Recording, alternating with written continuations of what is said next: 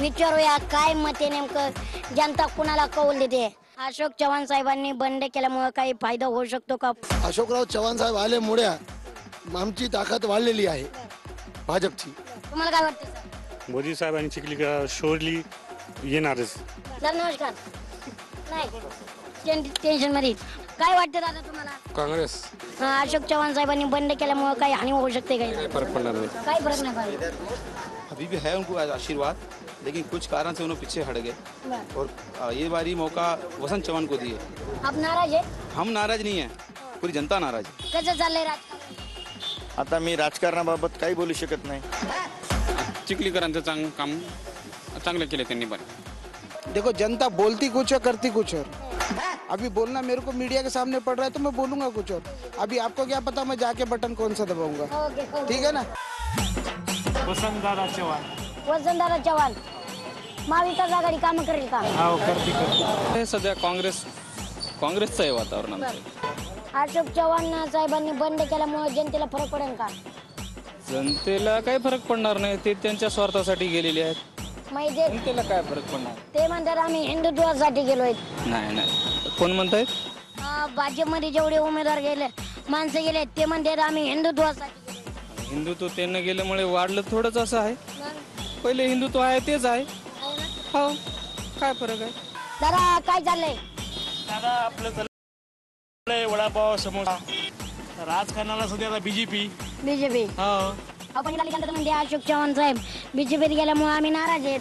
नाराज होतो तर काय करणार? ते विडीचा ते लागल्यामुळे ते साहेब तिकडे पळायचं असं इथे. म्हणजे घाबरून पळाले का? घाबरून पळाले असं इथे. तर मी काय म्हणतोय कामं झालेत का इथं 5 वर्षात? काम तर सध्या काही तेवढी नाहीत. नाहीत ना. हो ते नाही सही. बरं कोणाला कौल देणार जनता? जनता यावेळेस काँग्रेस वसंतराव चव्हाण निवडून येते. अशोकराव साहेबामुळं थोडं प्रताप पाटलाला जरासं वार बरं झालंय. बरं झालंय. जरासं वातावरण जरासं होतं आणि आता लोक जरासे आहेत माग. आणि घनश्याम भाऊ मी तुमचा बी फॅन आहे बरं काय. धन्यवाद. पुढे झाला का नाही बाजार? नाही हो बाजार आज गाडाच लावला नाही आपण. बरं काय म्हणताय इलेक्शन? इलेक्शन आपलं येईल, आपलं कमळ. येईल का? तरुणांना रोजगार नाही. तरुणांचा रोजगाराचा विषय हा काही दिवसानंतर आहे ना तुम्ही काढला तरी जमल. पण सर्वप्रथम आहे ना राष्ट्र म्हणजे भारत देश राष्ट्र राहिलं तरच आहे ना सगळ्या गोष्टी आहेत. नरेंद्र मोदी साहेबांच्या पाठीशी जनतेनं पूर्ण खंबीरपणे आहे ना उभं राहिलं पाहिजे. महागाई खूप वाढलेली आहे ना. महागाई खूप वाढली का? त्यामुळे तुम्ही त्रस्त आहेत का? खूप त्रस्त. बरं तुमच्या मतदारसंघात कोणी?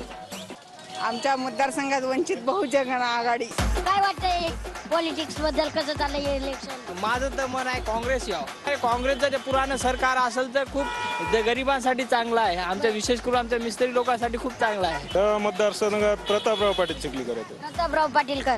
मोदी साहेबांमुळे 400 पार अबकी बार 400 पार. तरुणांना नोकऱ्या नाही त्यामुळे पुरे नाही. सर्व गोष्टी पाहावं लागतात. पॉलिटिकल इश्यू असं असतं, आंतरराष्ट्रीय इश्यू पण पाहावा लागतो. मोदी सरकार बद्दल खुश आहेत का? मोदी सरकार म्हणजे मोदी बद्दल खुश आहेत का? मोदी साहेबांबद्दल? मोदी साहेब खुश आहे ना. आता गरीबाला गॅस दिले, सगळं दिलं. तुमच्यासाठी उज्ज्वला गॅस आणलाय, तुम्ही खुश आहेत का? हा उज्ज्वला गॅस नाही आला. नाही आला? तुम्ही घेतला नाही? नाही. का बरं? आमचा HP आहे. HP उज्ज्वल नाही होय. विकास झालाय का? विकास होणार आहे म्हणे की आता. होणार आहे. कधी? आता कधी होईल आता काय माहिती. आता आमच्या गल्लीमध्ये मोजमाप केलं, पैसे का इतके कोटी आले म्हणजे कुठे रोड केले का नाही केले. जनतेचा कौल काय विकासावर आहे. आता बघू काय होतं ते. पण तुमच्याकडे विकास झालाय का नाही? विकास चालूच आहे ना. बीजेपी सरकार बद्दल खुश आहेत का? खुश आहे. कोणाला मतदान करणार या वारीने? मोदीला. पण मोदी कुठे तुमच्या वार्डात उभा आहेत? मोदी कुठे इथं कोण उभा आहेत उमेदवार माहितीत का? या तुमच्या वार्डात माहित आहे की कोणी? बालाजी कल्याणकर. हा म्हणजे हे आहे जनसामान्य माणसांची व्यथा. अजून उमेदवारच यांच्यापर्यंत पोहोचले नाही. आताची उमेदवारांची हळूहळू नावं माहीत होत्यात. मतदानापर्यंत कळण यांना फायनल उमेदवार कोण आहेत. 100% प्रताप होणारच आहे. होणारच आहे का? प्रताप करायसाठीच राहतो. देशाचं संविधान जर राखायचं असेल तर आम्हाला हे 405चा आकडा रोखला पाहिजे. म्हणून आज ही सर्व काँग्रेसची मंडळी त्यांच्या पाठीशी आहे. नाही 3 तिकडं नाही, दोघच आहेत. एकीकडे प्रतापराव आणि वसंतराव एकाच टीम मध्ये आहेत आणि दुसरीकडे मी वंचित बहुजन आघाडीची एक टीम आहे. येणाऱ्या 5 वर्षामध्ये नांदेडमध्ये उड्डाण पूल उभा करू आणि रस्त्याची समस्या सोडू. आल्यानंतर ज्या काही सुखसुविधा असतील जनतेच्या या भागातल्या त्या सोडविण्याचं आश्वासन मी आज दिलेलं आहे. या नांदेड जिल्ह्यातल्या बंद पडलेल्या सगळ्या MIDCच्या त्या ठिकाणी चालू करणे, सिंचनाचा प्रश्न जो तो सोडवणे, हे सगळे अनेक मुद्दे घेऊन मी या निवडणुकीच्या मैदानामध्ये आहे. अशोकराव चव्हाण साहेब तुमच्याकडे आल्यामुळे जनता नाराज होते असं काही नाही ना? नाराज काही प्रमाणात होणारच, कारण ते पूर्वी काँग्रेसमध्ये होते, त्यांच्यासोबत असलेली मंडळी आहे. काही प्रमाणात नाराज असेल तर नाराजीच्या प्रमाणात खुश असलेले जास्त आहेत. अजिबात जड जाणार नाही. फक्त एक नेता गेला. काँग्रेस पक्षाचे सर्व कार्यकर्ते आजही साबित आहेत. मुळामध्ये अशोक चव्हाणांनी बंड केलं नाही. त्यांच्या मानेवर ईडीची तलवार होती. काही लोक खोके घेण्यासाठी पक्षात बाहेर गेले, तर काही लोक खोके वाचवण्यासाठी गेले. अशोक चव्हाण त्यांची खोके वाचवण्यासाठी त्या ठिकाणी बीजेपीत गेले. तरुण वर्गाला कोणी नाहीत, त्यामुळे तरुण वर्ग कुठेतरी नाराज दिसतोय का असं वाटतंय का? तुमच्या मतदारसंघात काय वाटतंय? नाही, नाराजी नाहीये, परंतु तरुणाच्या हाताला काम मिळालं पाहिजे गोष्ट खरी आहे आणि त्याच्यासाठीच उद्योग आणण्याचा प्रयत्न करणार आहे.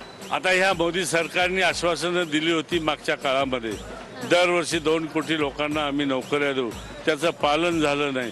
मोदी साहेबांच्याच नावावर ही निवडणूक आहे. माझ्यावर थोडीफार नाराजी असेल, पण मोदी साहेबांवर नाराजी नाहीये.